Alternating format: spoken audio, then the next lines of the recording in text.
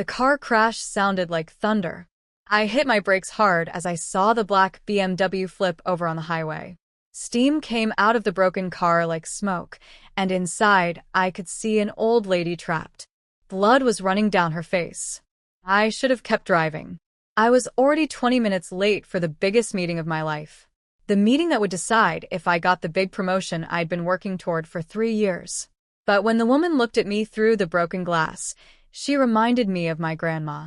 Damn, I said to myself, pulling over and getting my emergency kit from my car. I had no idea that helping the stranger would ruin my life, and then make it better in ways I never dreamed of. The woman's name was Eleanor Whitmore. She was awake, but stuck.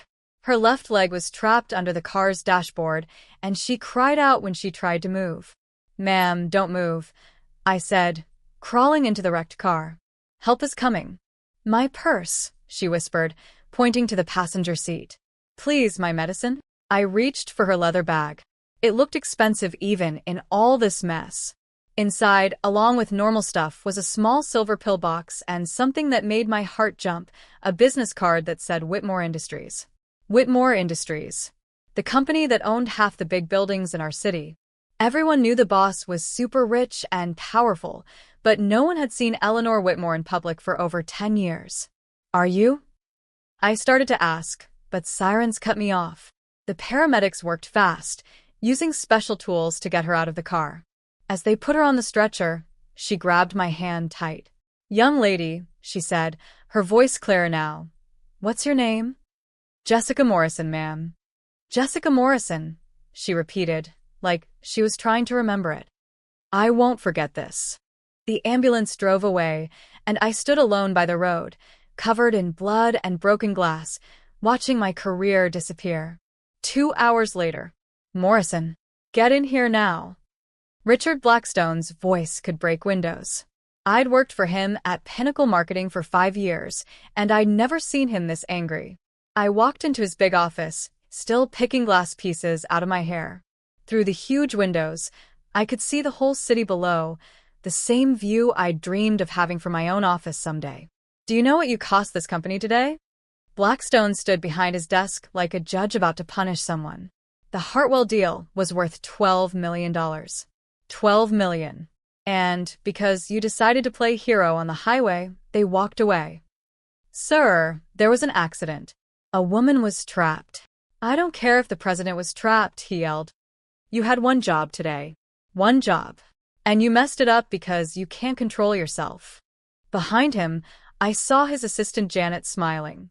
She wanted my promotion too, and she looked happy about what was happening. "Richard," I said, trying to stay calm, "I've given this company 5 years of my life. I've worked weekends, holidays, missed my own mother's funeral for work. Doesn't that mean anything? What matters is results, Morrison. What matters is being where you're supposed to be when you're supposed to be there. In this business, being weak gets you killed." He walked around his desk, getting close enough that I could smell his expensive cologne mixed with his cruelty. "You're fired, Morrison. Security will walk you out. We'll mail your last paycheck, minus the cost of the company laptop you broke with your hero act." "My laptop wasn't broken. It is now," Janet said sweetly, and I turned to see her dropping my laptop into a paper shredder. Security guards appeared, 2 huge guys who looked like they could crush me. As they stood next to me, Blackstone leaned close. "Let this teach you something, Morrison. Nice girls always lose. And in this city, losing might as well mean you're dead." Before we dive deeper, hit subscribe and tell us in the comments, what would you do if helping someone unexpectedly got you into serious trouble? That night, I sat in my tiny apartment, looking at all the rejection emails in my inbox. Word traveled fast in our business. Blackstone had already told everyone I was unreliable, someone who would abandon important clients to help strangers. My bank account had $847 in it. Rent was due in 2 weeks. My boyfriend Marcus had texted me, "Heard about your job. We need to talk." Translation: he was dumping me. The bottle of wine I'd been saving to celebrate my promotion sat on my kitchen counter, mocking me. I was reaching for it when my phone rang. Unknown number. "Hello. Is this Jessica Morrison? The voice sounded professional. Yeah, that's me. Ms. Morrison, this is Amanda Chun from Whitmore Industries. Mrs. Whitmore wants to talk to you. Can you come tomorrow at 10 a.m.? I almost dropped the phone. Mrs. Whitmore? The woman from the accident. Mrs. Whitmore will explain everything tomorrow. The address is 2400 Century Boulevard, top floor. Security will know you're coming. The line went dead, leaving me staring at my phone in shock. The next morning, the Whitmore Industries building touched the sky like a glass tower. In the elevator going to the top floor, I saw my reflection in the shiny walls. I looked tired, desperate, and completely out of place. The elevator opened right into an office that was bigger than most homes. Giant windows showed the entire city, and sitting behind a massive wooden desk was Eleanor Whitmore. She looked nothing like the hurt woman I'd helped yesterday. Her gray hair was perfect, her blue suit probably cost more than my car, and her eyes were sharp and smart. Ms. Morrison, she said, standing up and shaking my hand. Thank you for coming. Mrs. Whitmore, I had no idea who you were yesterday. You just did what any good person would do, she stopped me. Unfortunately, good people are hard to find these days. She pointed to a leather chair across from her desk. I've learned about you since yesterday, she continued. Great grades in college, MBA from a top school, 5 years at Pinnacle Marketing with a perfect record. Until yesterday. My face got hot with embarrassment. Mrs. Whitmore, I appreciate you seeing me, but if this is about paying me back for helping you, it's not. She opened a folder on her desk. It's about Richard Blackstone. Hearing his name hit me like a punch. You know Richard? Eleanor's smile was cold as ice. Oh, Ms. Morrison, I know Richard very well. In fact, that's exactly why you're here. She stood up and walked to the windows, her hands behind her back like a general planning a war. 15 years ago, Richard Blackstone worked for me. He was smart, ambitious, and had no conscience. I made the mistake of trusting him with secret client information. What happened? He stole it. Used inside knowledge to start his own company, took 3 of my biggest clients with him. Cost me almost $50 million and 2 years of court battles. I felt my heart beat faster. Did you win? Finally. But by then, he'd built his business. Created Pinnacle Marketing using my ideas, my client relationships, my work. She turned back to me, and I saw something dangerous in her eyes. I've been waiting 15 years for the right moment to destroy him. And yesterday, when you pulled me from that car, you gave me the perfect weapon. I don't understand. Eleanor went back to her desk and pulled out another folder. Richard Blackstone fired you for being late to a meeting. What he doesn't know is that you were late because you were saving the life of the one person in this city who is both the power and the reason to end his career forever. My mouth went dry. What do you want me to do?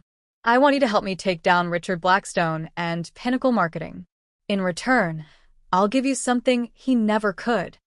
What's that? Revenge. Justice. And when we're done, your own marketing company with Whitmore Industries as your first client. She slid a contract across the desk. The number at the bottom made me dizzy. It was more money than I'd made in the last 3 years. What would I have to do? Eleanor's smile was sharp as a knife. You're going to go back to work for Richard Blackstone. And you're going to help me destroy him from the inside. 2 days later. The call came at 7 a.m., waking me up from my first good sleep since getting fired. Morrison? Richard's voice sounded tight and worried. Richard? How did you get my number?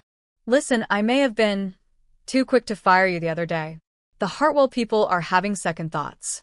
They specifically asked for you to handle their account. I sat up in bed, my heart pounding. Eleanor's plan was already working. I'm sorry, Richard. I don't work for Pinnacle anymore. Remember? You fired me. Morrison, don't be stupid. This is business. I'm offering you your job back, plus a 15% raise. The Hartwell account could set you up for life. What he didn't know was that Eleanor had already made the Hartwell people a deal they couldn't refuse, a discount on their office rent in exchange for asking for me specifically. I'll need my full salary for the time I was gone, a real apology, and a promise this won't happen again, I said, using Eleanor's exact words. Done. Be here in an hour. After he hung up, I called Eleanor. Step 1 complete, I told her. Perfect. Remember, Jessica, Richard Blackstone thinks he's the smartest person in every room. That ego is going to destroy him. Back at Pinnacle Marketing, walking back into the office felt weird. Janet's smile had turned into confused anger, and other workers stared at me like I'd come back from the dead. Richard was waiting in his office, and for the first time since I'd known him, he looked unsure. Morrison, I want you to know that bringing you back was purely business, he said, not looking up from his computer. Don't let it go to your head. Of course not, I said, sitting across from his desk. I understand completely. What he couldn't see was the tiny recording device Eleanor had given me, made to look exactly like a blouse button. Now, about the Hartwell account, Richard continued. They want some very specific things. Unusual things. They want complete openness about our client list, our business partners, our money situation. I nodded thoughtfully. That is unusual. Most clients don't care about internal stuff. Exactly. But they're offering a 3-year contract worth $20 million. So we're going to give them what they want.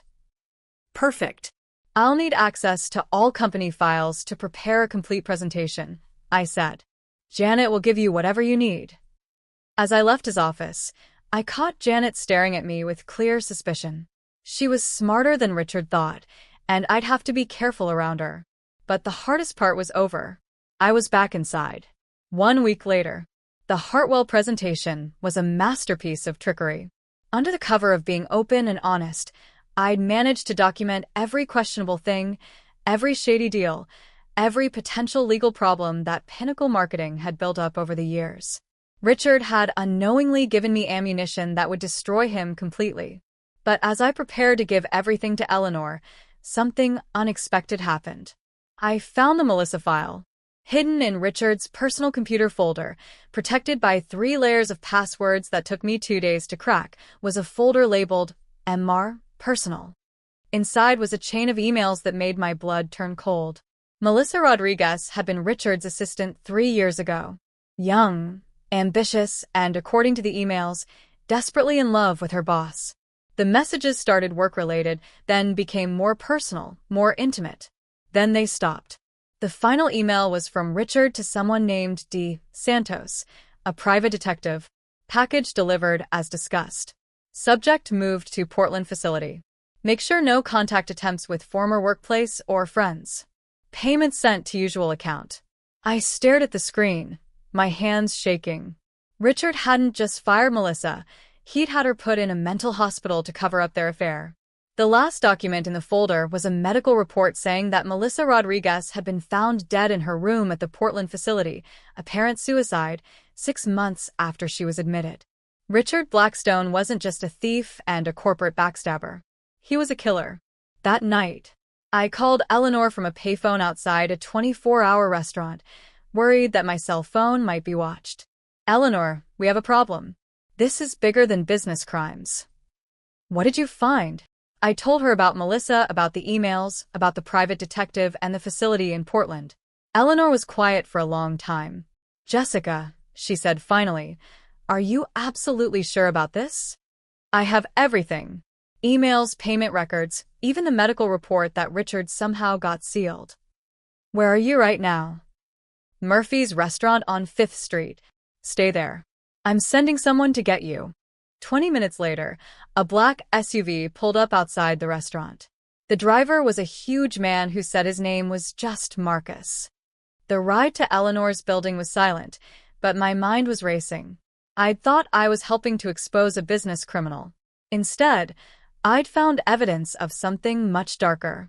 Eleanor's office, midnight. Eleanor was waiting for me with 2 other people, a woman in an expensive suit and a man who looked like he spent his time in courtrooms. Jessica, this is Detective Sarah Chen, LAPD Financial Crimes Unit, and District Attorney Michael Torres. My legs went weak. Your police? Detective Chen stepped forward. Ms. Morrison, Mrs. Whitmore contacted us a week ago about possible money problems at Pinnacle Marketing. But what you've found tonight changes everything. We've been trying to build a case against Richard Blackstone for years, DA Torres added. But he's been very careful, very smart. What you found could be the key to everything. Eleanor handed me a cup of coffee I desperately needed. Jessica, I need to tell you the truth about why I really want to bring down Richard Blackstone. I thought it was about the business theft. It was. But it's also about Melissa Rodriguez. The room went silent. Melissa was my niece, Eleanor continued, her voice tight with controlled emotion. My sister's daughter. She came to work for Richard because I recommended him to her. Because despite our history, I thought he was just a business thief, not a monster. Everything made sense now. That's why you've been waiting 15 years. I've been investigating Melissa's death for 3 years. I knew Richard was involved, but I could never prove it. And then yesterday, when you pulled me from that car, I realized that fate had given me the perfect inside person. Detective Chun leaned forward. Ms. Morrison, we need you to go back in there and get us more evidence. Enough to put Blackstone away for life. And if he finds out what I'm doing? The room fell quiet again. Then you'll end up like Melissa, Torres said grimly. The next morning, walking back into Pinnacle Marketing felt like walking into a lion's cage. Every smile from a coworker felt fake. Every casual conversation felt like a potential trap. But I had a job to do.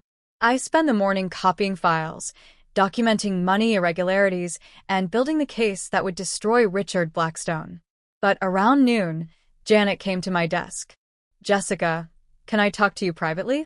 We walked to an empty meeting room, and she closed the door behind us. I know what you're doing, she said straight out. My heart stopped. What are you talking about? I know you're not really here for the Hartwell account. I know you're working with someone to bring down Richard. I tried to keep my face blank. Janet, I think you're being paranoid. Am I? She pulled out her phone and showed me a photo. It was me, getting into Eleanor's black SUV outside the restaurant. I had you followed, she said. Eleanor Whitmore. Very interesting choice of friends. Janet. Relax, she stopped me. I'm not going to turn you in. You're not.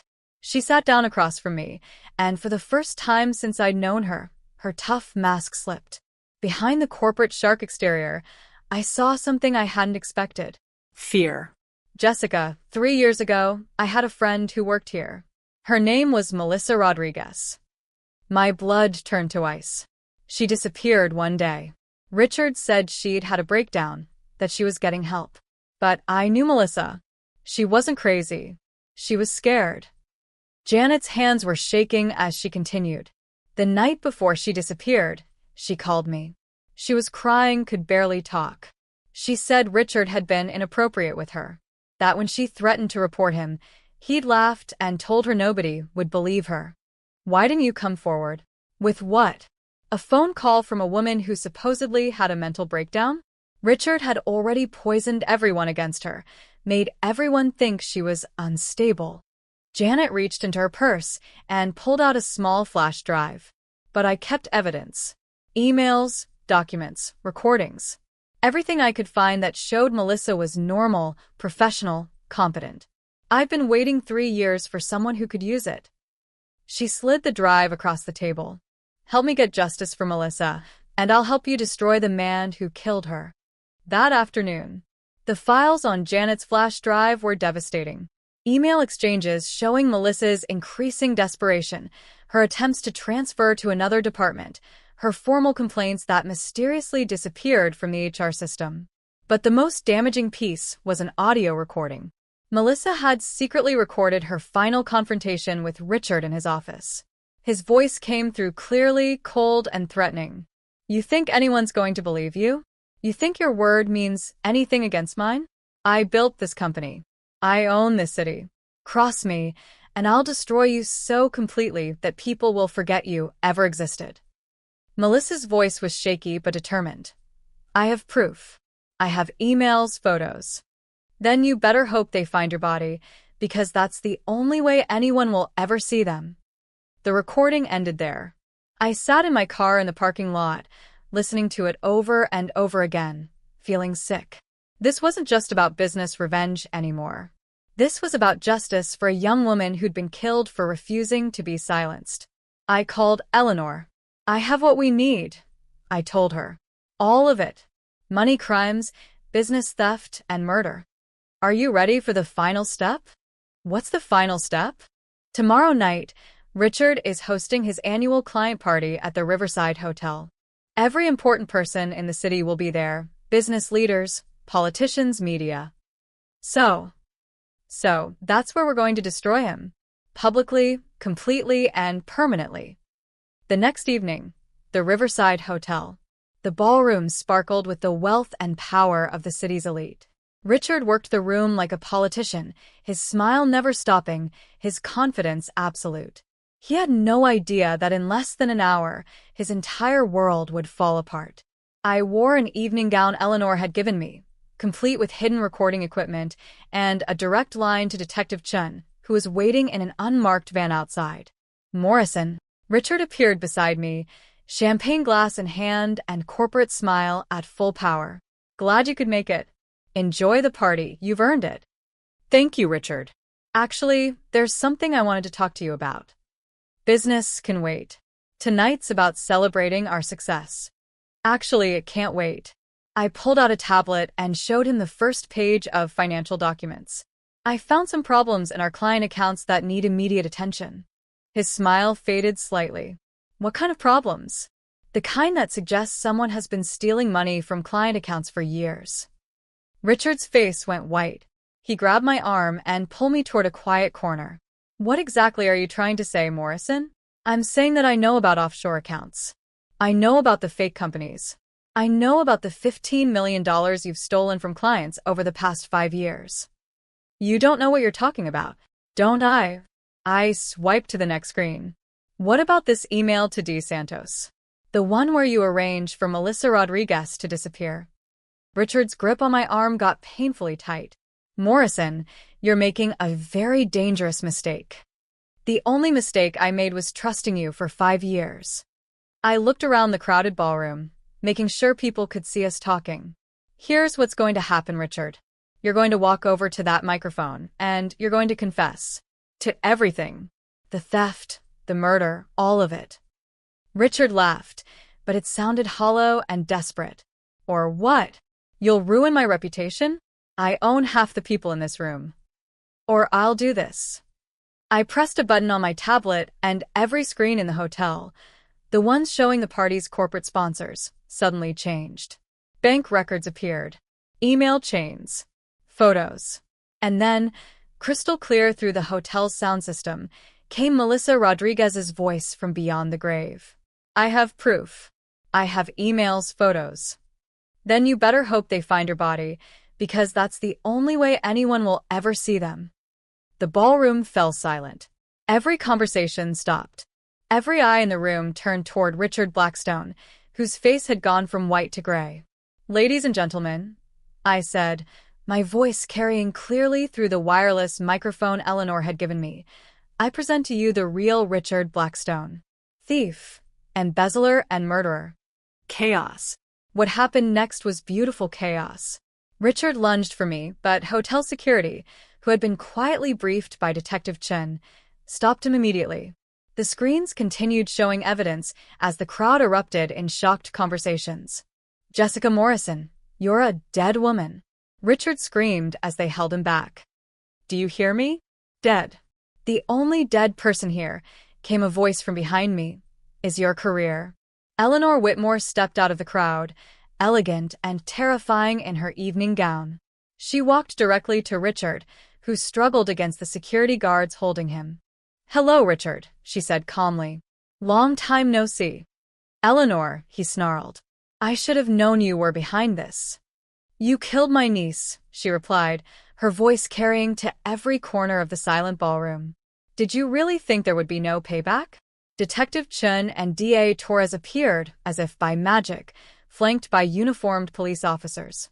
"Richard Blackstone," Chun announced, "you're under arrest for the murder of Melissa Rodriguez, embezzlement, corporate fraud, and conspiracy." As they led him away in handcuffs, Richard looked back at me with pure hatred. This isn't over, Morrison. I have friends.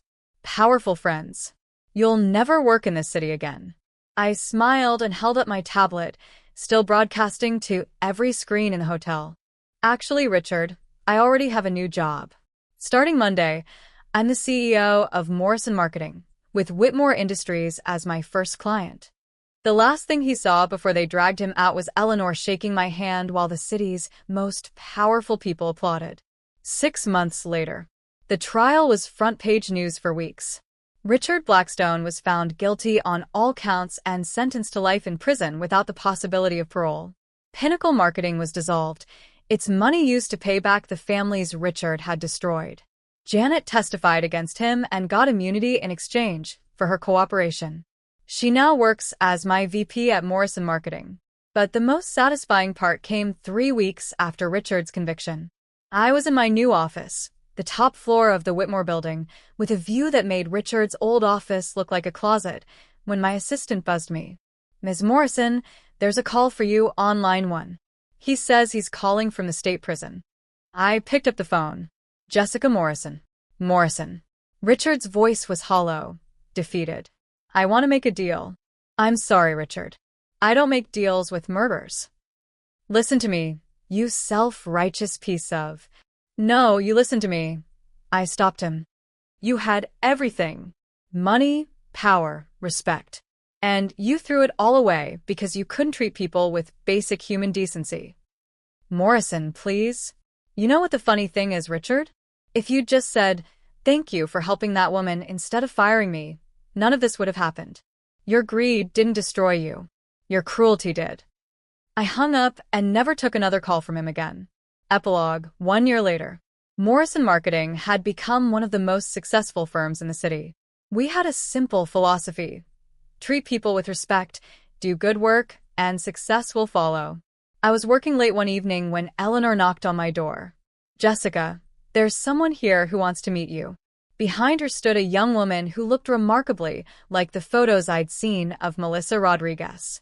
"This is Maria Rodriguez," Eleanor said. "Melissa's younger sister." Maria stepped forward and extended her hand. "Ms. Morrison, I wanted to thank you. What you did, it gave my family closure. It gave Melissa justice." "I'm just glad we could help," I replied. "There's something else," Maria continued. "I'm graduating from business school next month. I was wondering, would you have a place for me here?" I looked at Eleanor, who smiled and nodded. "Maria, I think Morrison Marketing would be honored to have a Rodriguez on the team." As she left, Eleanor and I stood at the window, looking out over the city lights. "Do you ever regret it?" she asked. "Giving up your old life for all this?" I thought about that morning on the highway, about the choice between helping a stranger and keeping my job. "You know what I regret?" I said finally. "I regret that it took losing everything to realize that the most important things in life can't be taken away from you. Your integrity, your compassion, your willingness to do the right thing, those belong to you forever." Eleanor nodded approvingly. "Melissa would have liked you, Jessica. I wish I could have met her." "In a way, you did. Everything we built here, every person we've helped, every client we've treated with honesty and respect, that's Melissa's legacy too." I picked up the framed photo on my desk, not of my success or my wealth, but of that moment on the highway when I'd chosen to stop and help a stranger. Sometimes the most important decision you'll ever make happens in the space of a heartbeat. And sometimes, if you're very lucky, that moment of simple human kindness changes everything. The revenge against Richard Blackstone had been sweet. But the real victory was simpler. I'd learned that being a good person isn't a weakness. It's the only strength that really matters. And if you liked this story, give it a like, share your thoughts in the comments, and subscribe for more shocking tales. Click the box on the left. Your next adventure is waiting.